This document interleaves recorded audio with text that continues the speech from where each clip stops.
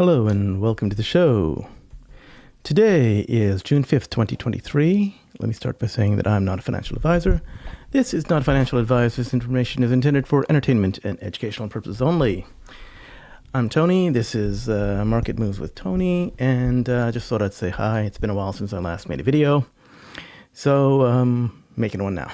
There you go. So we'll be talking, of course, about MMTLP, or what used to be stock symbol MMTLP, and the private company NextBridge Hydrocarbons. So if you don't know what MMTLP and NextBridge Hydrocarbons is, and you're just watching this video to find out or whatever, I'll do a brief summary for you. If you already know what the situation is, you can just skip ahead past the summary. So, just FYI, this is my Twitter feed, my Twitter page, my Twitter homepage, and the banner of the Twitter page actually shows you, if you click on the banner, you'll actually see the story of MMTLP, but let's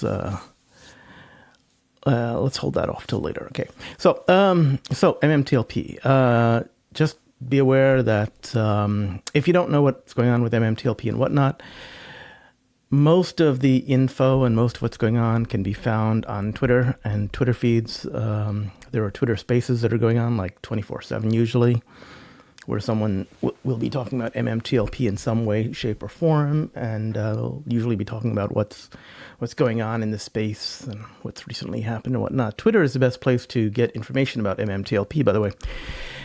So also be aware there are shorts who are individuals or entities who have sold shares that they do not own. And shorts are active on social media. They're active on Twitter as well, of course. And by active, I mean that there are paid shills out there, right? Their whole goal is to drive sentiment down. Their goal is to cause shareholders to lose hope and fall into despair. And the reason they want people to lose hope and fall into despair is the game is not over yet. The situation is not over. We are currently in a limbo state, which will be ending soon, I believe. Known people who are good to check out on Twitter include, of course, John Berta, Trading Secrets 7, which is, of course, Ali from Trading Secrets. Terry Yonkers, he's Terry Z24, Junk Savvy. She's herself and Anna Trades are big into the whole, the whole actions and what's going on in Congress and whatnot. MMAT News gives a general good overview of it. And, of course, William Morgan, who goes by WD Morgan 2. There's a lot of other people on Twitter that are very good. I can't mention all of them because there's just way too many. There are 65,000 plus shareholders. And there's a lot of activity on Twitter about MMTLP. I won't be able to get to everybody, of course. Not everyone, of course, will agree with everything. But what we do all agree with is that we want the situation resolved favorably for shareholders, of course. Again, in case I have not started, I'm not a financial advisor. This is not financial advice. This information is, of course, intended for entertainment and educational purposes only. That's a standard disclaimer, and it's true. I'm not a financial advisor. This is not financial advice. And anything you hear is, of course, intended for entertainment and educational purposes only. So what is the story of MMTLP? Let me go over that as well, too. The story is, if you look at the blue line, this indicates the history of all of MMTLP trading. It started trading in 2021, around October timeframe, October 7th. And MMTLP was never intended to trade. MMTLP was basically, so what happened was that two companies, Torchlight Energy and Metamaterials, merged. They got together. Torchlight Energy, of course, had a bunch of oil and gas natural resources. They had about 3.2 billion barrels of oil in the ground in West Texas in a place called the Oro Grande Basin, which is near El Paso. So there's 3.2 billion barrels of oil in the ground. Metamaterials, of course, is a high-tech company, has nothing to do with the oil and gas business, and so they wanted to spin out the oil and gas assets, and they were to be spun out into to the original Torchlight Energy shareholders in the form of a Series A share, which was given as a dividend to all original Torchlight Energy shareholders. It was never intended to trade, and it's stated in the S1 filings that the Series A preferred shares were never intended to trade. But what happened? Why is trading happening? As you can see, trading happened for well over a year, right? That blue line indicates trading. Well, trading happened because there was a large short position in Torchlight Energy. And if you're short, that means that you owe this dividend of a preferred share, which you cannot get a hold of because it doesn't trade. So the shorts were in trouble then, and so what happened was the two market makers who had naked shorted these Torchlight Energy shorts, of course, they got together to instigate trading. Right? They traded the Series A preferred shares, or the debt or ownership of Series A preferred shares, among themselves. And they wanted to get trading going so that they could eventually buy up the Series A preferred shares, buy the dividends that they owed, and then deliver those dividends to shareholders because they are, of course, short, right? They have to fulfill their obligation to deliver those shares, which is a liability to them, right? So what happened? These short market makers got together, and they got the Series A preferred shares trading under the stock symbol MMTLP. And word got out. And when people found out these guys were short and wanted to get MMTLP shares, of course, everyone naturally wanted to buy. The stock price went from like a few pennies a share to greater than $3.20 on the very first day of trading.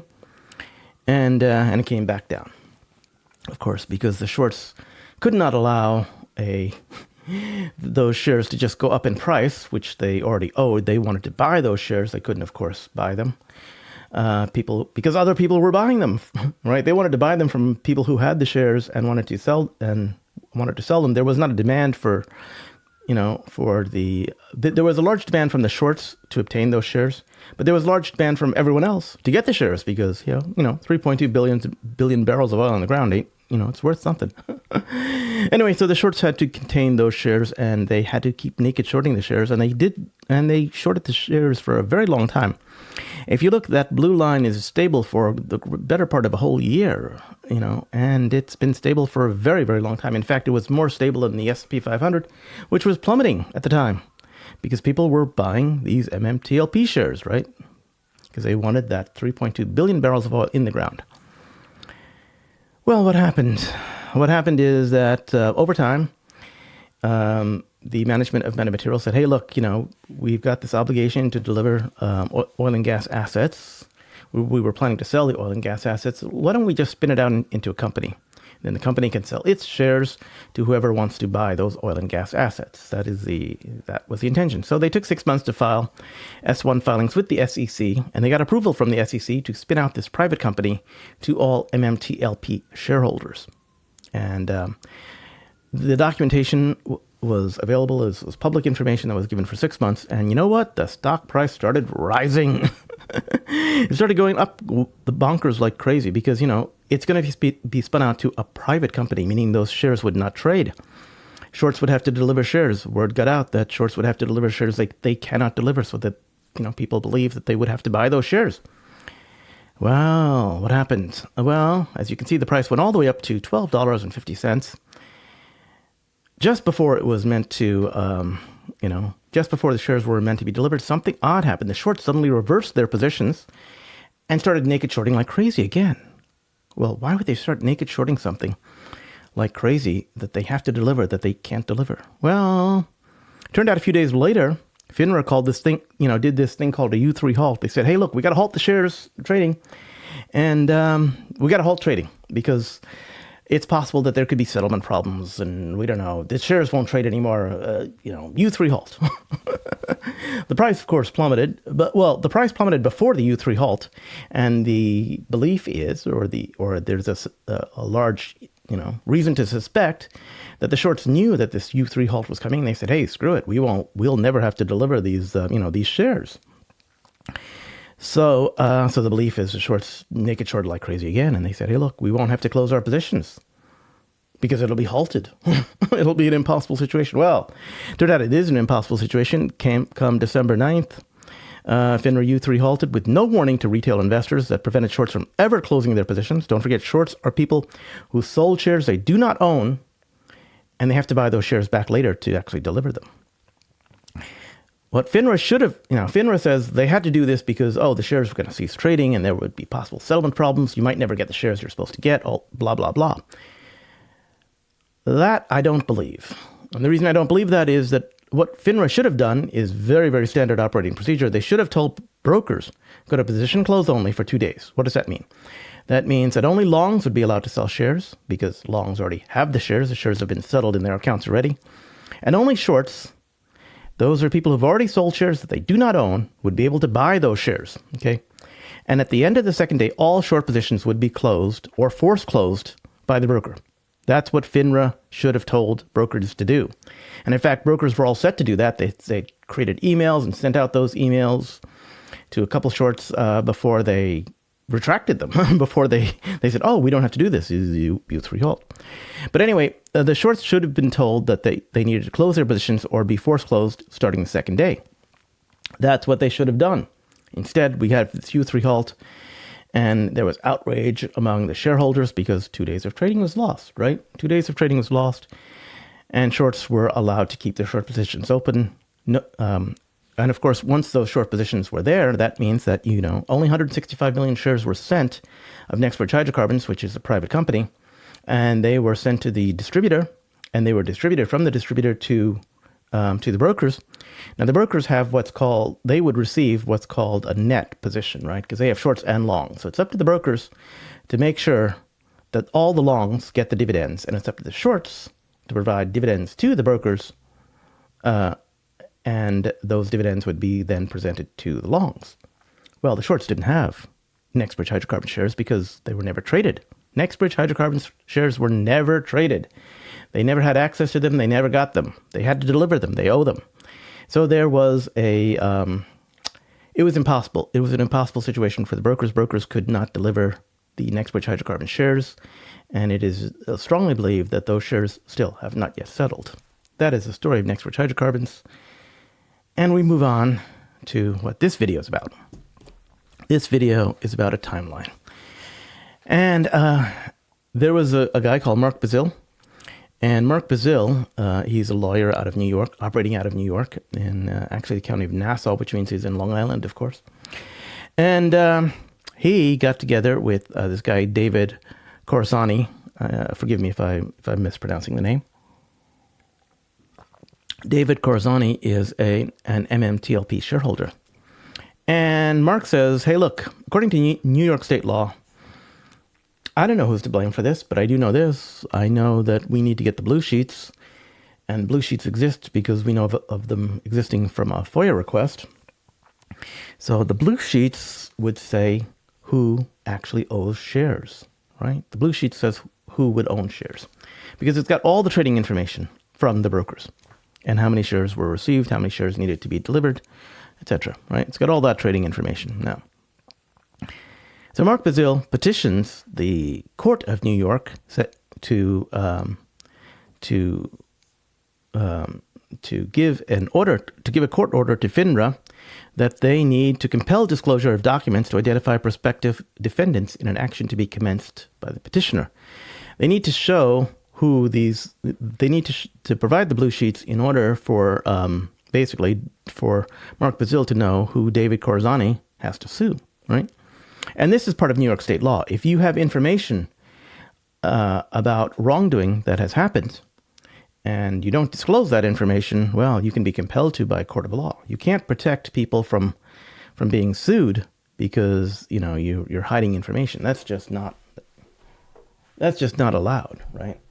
And it's a good law, right? A lot of states have this law. In fact, there's about 6 or 7 states that have this law. But anyway, this was done in New York. So May 26th, Mark Basile files this, right, before the state of New York. And you know what? The state of New York responds. In a couple of days, they said, hey, look, we're going to issue an order that says basically, hey, look, FINRA, we're going to respond to Mark Basile. We're going to grant his petition, of course, and grant this order, but we will allow you to present an opposition as to give a good reason why we should not grant the order, and we'll give Mark Basile some time to respond as to when, he can respond to your opposition. Right, so he gave him some time till the 19th, till the 26th. The judge says, hey, respond to this. Well, what happens? Time passes by, and the 18th comes along, And FINRA gets together with Mark Basile, says, hey, we need an extension. Extension, please. We're not ready. We can't really present any info. So they get together and they say, okay, it's, common courtesy among lawyers to grant an extension. You get an extension of like 2 weeks or so, right? So FINRA gets till the 2nd of June to present their opposition, and Mark Basile will have till the 9th for his reply to the opposition, and everything will be heard in a court by the 13th, right? That's the extension. And, everyone agrees to it. Everyone agrees everything's fine. So this happened on the 18th, right? Well, and what happens? Well, time passes by. And May 19th comes along, right? May 19th, the day after they got this extension. And FINRA says, hey, look, let's get in touch with Mark Basile. And FINRA contacts Mark Basile and says, hey, we'd like to discuss, how we're going to do this release of the blue sheets. Let's have a meeting. So Mark Basile mentioned that on a live stream on YouTube, where he's talking with, of course, Roger James Hamilton. Top right is, of course, John Berta, and Wes Christian, who's John Berta's lawyer, and they're figuring out what to do about MMTLP, of course. And this whole this whole live stream is about MMTLP. But anyway, Mark Basile announced, hey, he's going to be meeting with FINRA later on that day on Friday. So, hey, it looks like, maybe FINRA's, talking. At least they're talking to Mark Basile. So they said, hey, look, let's figure out how to release these blue sheets. Well, come June 1st, the day before they're supposed to file their opposition, we hear that Mark Basile said in a Twitter Spaces point that talks have broken down with FINRA. What? FINRA says, hey, we can't talk to you anymore. You can't release the blue sheet. We're not going to talk. End of discussion. We're not going to be talking anymore. So FINRA does this. FINRA says, hey, look, we're not going to be talking to you anymore. Talk to my lawyer. Okay. So what happens? The reason they said we're not going to talk to you anymore is on the 2nd, of course, when they're supposed to file their opposition, they, of course, filed their opposition. And thanks to Junk Savvy for breaking the news. This was also on a Twitter space. This is why I say, listen to Twitter spaces to figure out what's going on.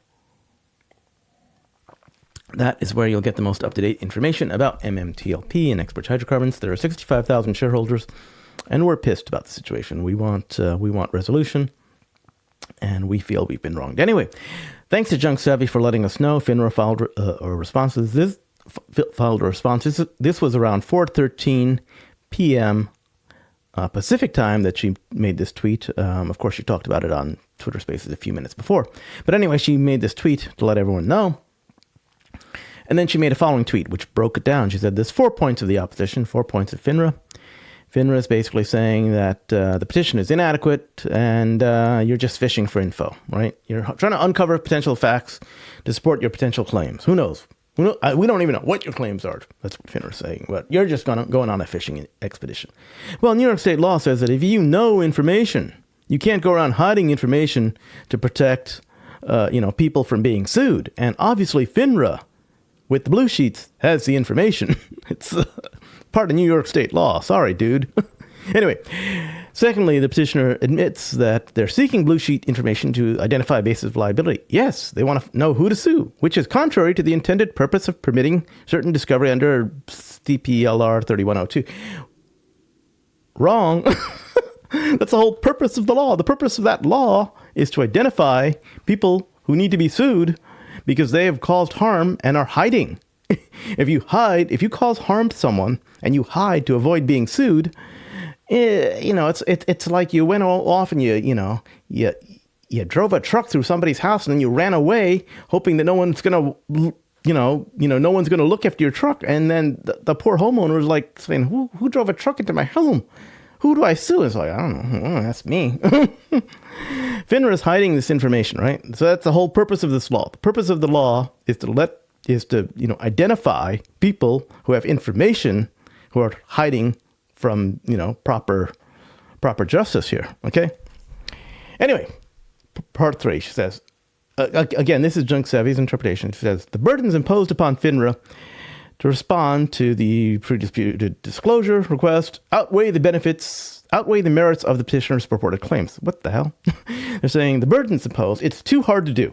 FINRA says, this is so freaking hard. We don't know how to do this. I mean, man, it's too hard.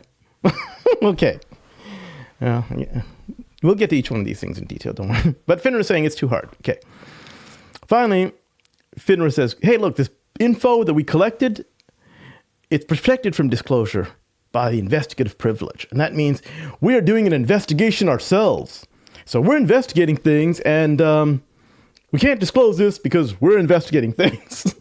We're in the middle of investigating, so we're not going to let you know whatever it is you need to know for the harm that's been done to you, because, we're investigating something.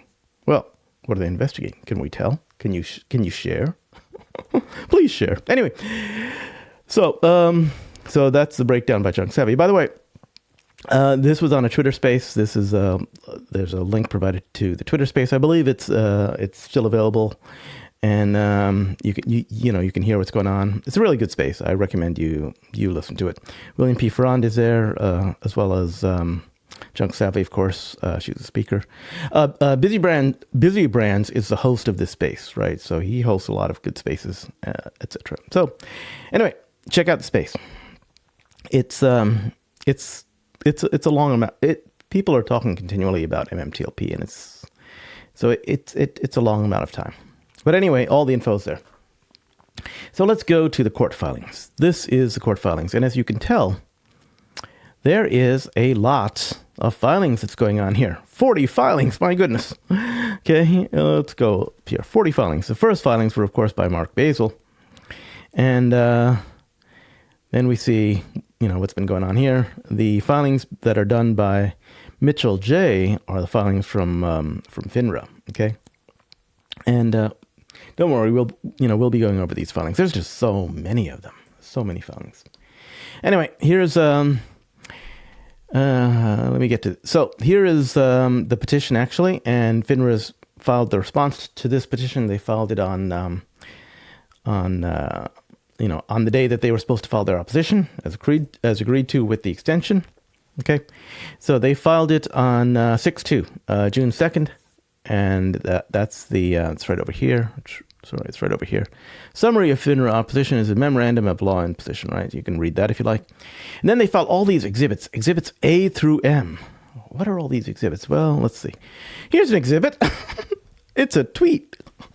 FINRA is filing tweets by Mark Basile. Jeez. What the heck? So FINRA is, of course, looking at social media.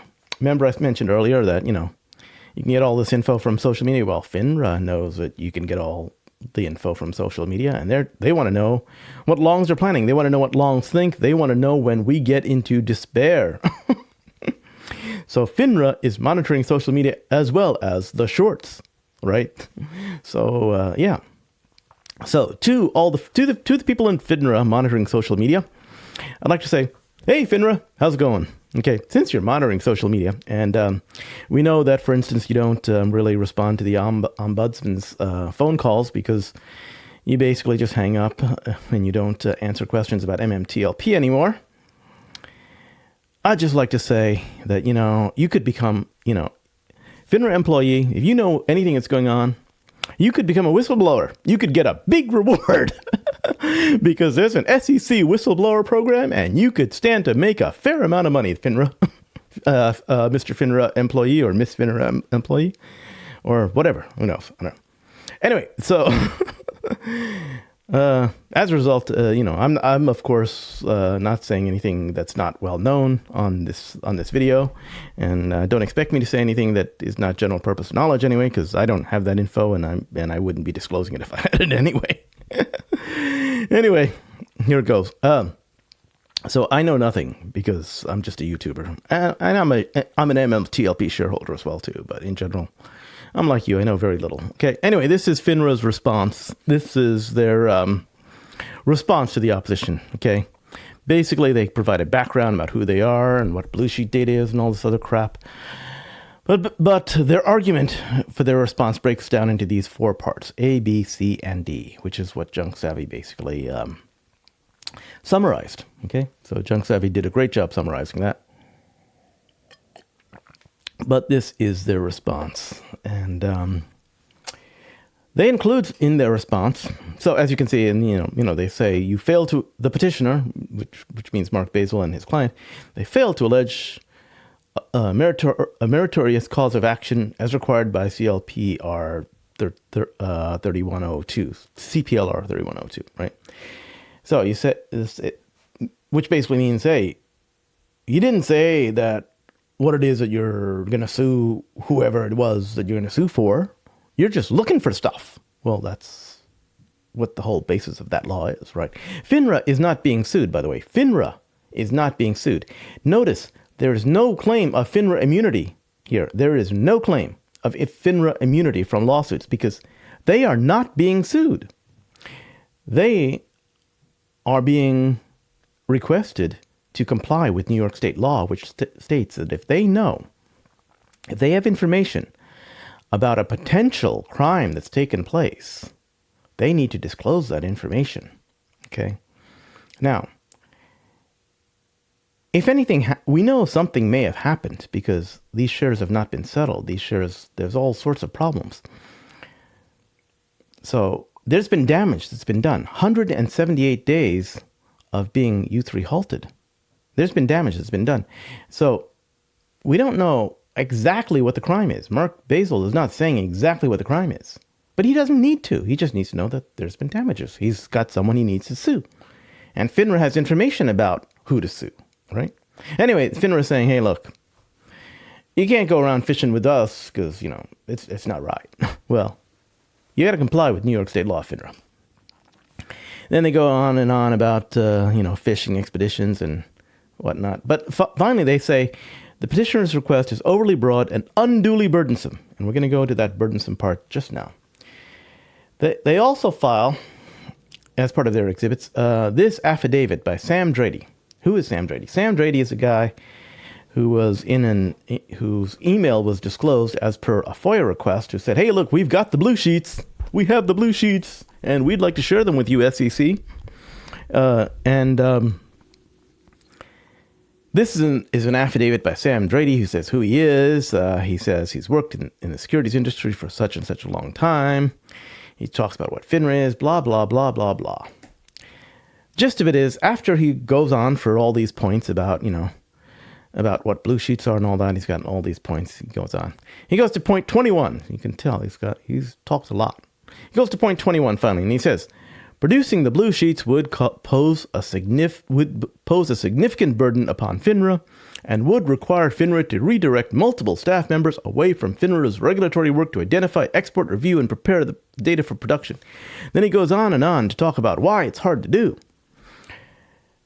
And he talks about the fact that, they got over 100,000 lines of Excel data, and he doesn't know how to handle that, and he's got to break it up into multiple Excel spreadsheets, and he's got to redact data and all of this other stuff, and, it's hard. It's just a lot of work, is what he's saying. He says it's a lot of work. Well, Mr. Sam Drady, I understand. You're not familiar with doing all this stuff, or you don't know, or maybe it's a lot of work for you and all that. But I'm used to processing large amounts of information, and I do it all the time. And there are lots of other people like me who do it all the time. And I'm willing to help you to process this information. If you need help processing this information, Mr. Sam Drady, to release the blue sheets, I am willing to help you. And you know what? It's not just me, I think, that's willing to help you. I think there's 65,000 MMTLP shareholders who would gladly help you to do whatever it takes to release those blue sheets, because we want those blue sheets released. We want people to know the situation. We want Mr. Mark Basile to know who he needs to sue and who his client needs to sue. And we might follow up with our own lawsuits. But yeah, that's pretty important, FINRA. We're willing to help you. I personally am willing to help you, FINRA. And I'm sure there's a lot of other MMTLP shareholders who are also willing to help you. Not only that, it just occurred to me that, FINRA, you've got a really hard job to do. And your job is to regulate financial markets. Your job is to regulate financial markets. But you seem to be having problems just releasing blue sheets, which is data from financial markets. So if your job is to regulate financial markets and you can't even handle the data that you get from financial markets, is there a problem here, FINRA? Maybe you're not really capable of, regulating financial markets, And if you're not capable of regulating financial markets, why do you exist? Why are you still here? Maybe you should be relieved of your burden of regulating financial markets to someone else who could do it, or to maybe we should just let the public know that you're incapable and that no one has been regulating financial markets for a very long time. Wouldn't that be best? I mean, if no one really has been regulating financial markets because you find it's too hard for you to do, and I would think it's too hard for you to do because you're saying just releasing financial data is too hard for you to do.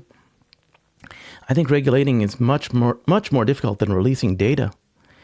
So if you're that incapable of releasing data, maybe you're really incapable of regulating financial markets. And if that means that financial markets have not been regulated for a long time, you should let the American public know. You should let the American public know. Maybe you should be disbanded from your actions because you're clearly incapable. I don't know. Or maybe you're just lazy. Could be you're lazy. I don't know. Are you lazy? Maybe you're not. I don't know. But in either case, we have a situation here where I would like to say there is an illegal short position in Exbridge Hydrocarbons. Why do I say it's illegal? I say it's illegal because, quite frankly, there is no locate. Okay?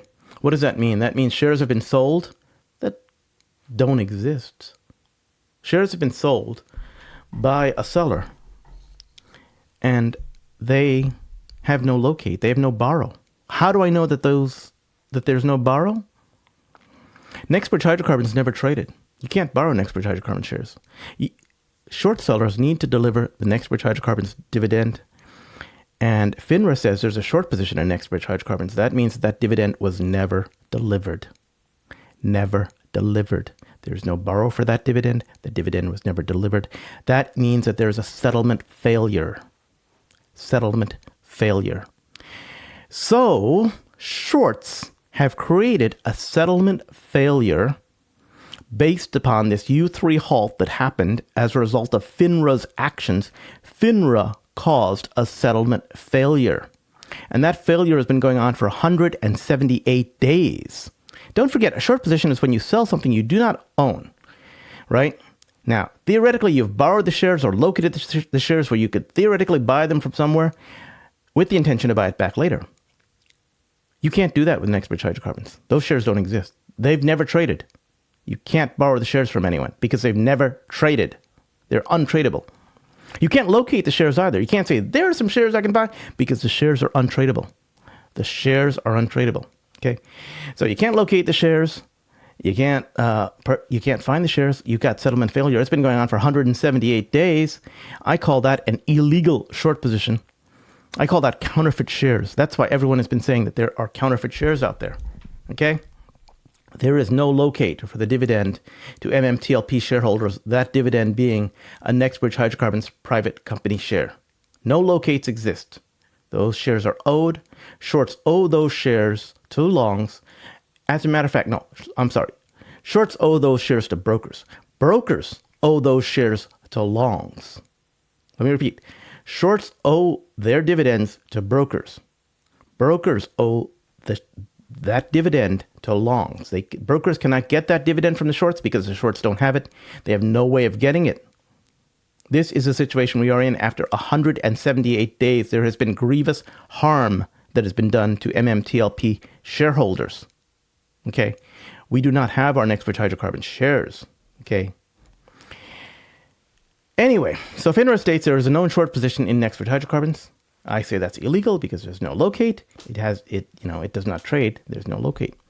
Now, FINRA monitors social media, and I believe FINRA knows all this. Look, I am not smarter than FINRA. FINRA has been around for longer than I've been alive. Okay? They should know a hell of a lot more than me. And so I think that if FINRA is not incompetent, they must be corrupt. So that means that they never. So if is the case, that means that they never had any intention to negotiate with Mark Basile to deliver those blue sheets, because those blue sheets would show,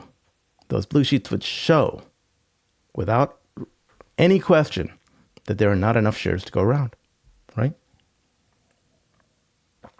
The question I have for FINRA, of course, is why did you throw 65,000 shareholders under the bus to protect a few short hedge funds from closing their positions? Okay. We know that brokers sent out emails informing shorts to close their positions prior to the halt. Okay. And your U3 halt basically said, rendered that obsolete. Is it FINRA because, you have some is it that there are some friends of top FINRA management that were exposed to an untenable short position and that those friends might lose a lot of money? Okay. Or maybe FINRA itself, under its own trading arm, was shorting MMTLP. We don't know. Now, FINRA states their goal is to protect the public.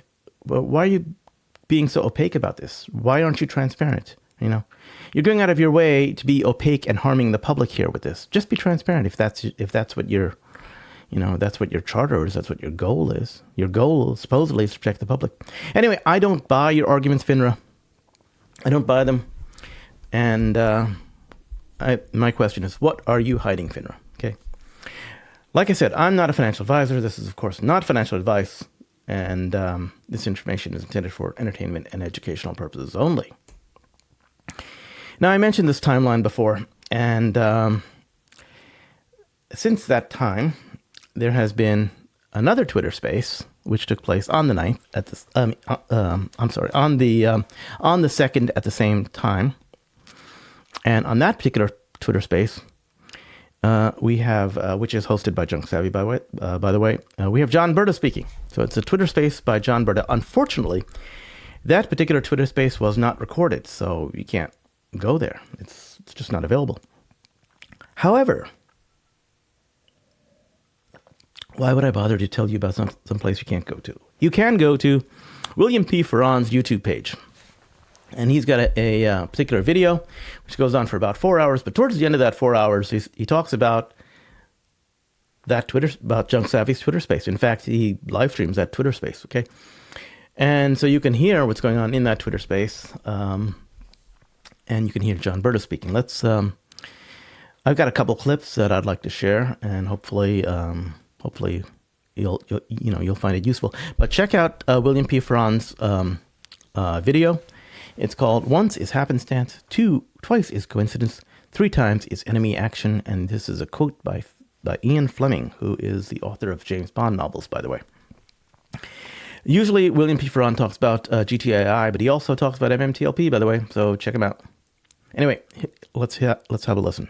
Are you surprised that they're monitoring social media? I know there was some kind of art by clips that they attached to that filing. Your thoughts? No, I'm not surprised at all. I think they've been monitoring social media since probably December 9th, or maybe even before then, right?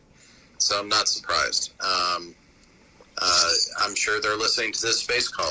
I'm sure they've got somebody in here. I don't know how many people are in here right now, but it's probably listening to how we're reacting to it. So none of that surprises me. So, this is, like I said, this is a game of chess, and we'll see what the next steps are. I'm firmly behind Mark and his team and coming up with a response that makes sense, and we're firmly behind getting the data. There's just no. One of the cool things that I'm very happy about is that FINRA is putting up a fight. Quite frankly, if there was nothing to fight about, they would have just said, here, screw it, have at it. Doesn't tell you anything, right? So, but evidently they're putting up a fight for a reason, and it has nothing to do with confidentiality. My personal opinion has a lot to do with what they know and they don't want us to know. So that was of course, John Berta speaking, and he's talking about everything is, of course, his own opinion. Of course, none of this is financial advice. I'm not a financial advisor. No one on that Twitter space call is a financial advisor. Of course, this information was intended for entertainment and educational purposes only. Here's another nice clip, and let's have a listen. Any talking points? Sure. So, I'm going to stay quiet on it, and you guys can all have at it. Have at it and have a great night, and enjoy a a nice sip of wine or a beer while you're having fun and spending some time with your family. John, can you clear one thing? We see that social media is basically going quiet at this point in time, which means that not much will be talked about that is not already known, right? So we won't be giving information to Shorts and to FINRA as to what we're thinking, because it's a game of chess, right? And finally, there's one last clip I'd like to leave with you. One of the things that everyone has to be aware of is that Metamaterials and the merger that we did with Metamaterials as Torchlight has been under investigation since October of 21. This is John. When we did our merger, both sets of attorneys told us, do expect an investigation into this merger because of all the craziness that went on around it. And then we got that letter just about the time that MMTLP started trading. So whether or not they were referring to that in the FOIA as the issuers, which is kind of interesting because there's only one issuer, and that would be Metamaterials. Even though they didn't file to trade MMTLP, Series A preferred was an issuance of Metamaterials.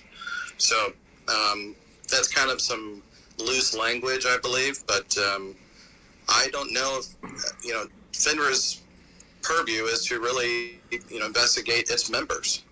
And so if they are doing that, and if they're investigating the trading activity, if they're investigating who was short, who was long, who had failures to deliver, who had failures to receive, what was trading overseas, were those overseas shares settled, or was it naked? All of these things need to be investigated by them. And quite frankly, they've had 6 months to do it, and I'd be shocked if they weren't doing it. So, I don't know. Those are all great questions. Those are all great questions. I agree. Those are great questions. And hopefully FINRA is doing their job and they're investigating their members, which is what they should be doing. Okay, next. Finally, we have one last thing, one last tweet that I saw today, which I thought would be very, very relevant. This comes out of from John Berta. Of course, he's retweeting something that Theo DD says. Any idea why FINRA has the ability to request blue sheets from the London Stock Exchange? Just curious. And John Berta replies, of course, he says, I was told on December 9th by a friend who works at one of these houses, market makers, that the problem is enormous and originates overseas, meaning that there's a huge short position overseas, right? Interesting that most of the names of companies shorting stocks overseas are wholly owned subsidiaries of U.S.-based companies, right? So they're basically U.S. companies who have subsidiaries, wholly owned subsidiaries overseas who are shorting, okay? So obviously they're shorting for their U.S. companies. They just don't want to do it on U.S. soil, so that way they can move the stocks overseas where they won't be tracked, okay? I was also told that these foreign exchanges should have a correspondent relationship here in the U.S. to settle through. I have yet to verify that aspect. Yes, it is legal to naked short a U.S. security on those exchanges. The SEC knows it, and so does FINRA and DTCC. Better question is, why and who is taking advantage of that loophole? Excellent questions, Mark. Excellent questions, John. And that's basically it. So that's all I have to say. Again, I'm not a financial advisor. This is not financial advice. This information is intended for entertainment and educational purposes only. We've been at this for 178 days. This is way longer than I ever thought this would take. And we should not have had settlement problems for 178 days. Okay, that's a long time. It's a long time. FINRA said they were concerned about a settlement problem that might be 2 days, right? Now we got 178 days of settlement. Something seems fishy here. Anyway, so I'm not a financial advisor. This is not financial advice. Of course, this information is intended for entertainment and educational purposes only. And talk to you later. It is June 5th, of course, 2023, and that's the end of this video. Goodbye.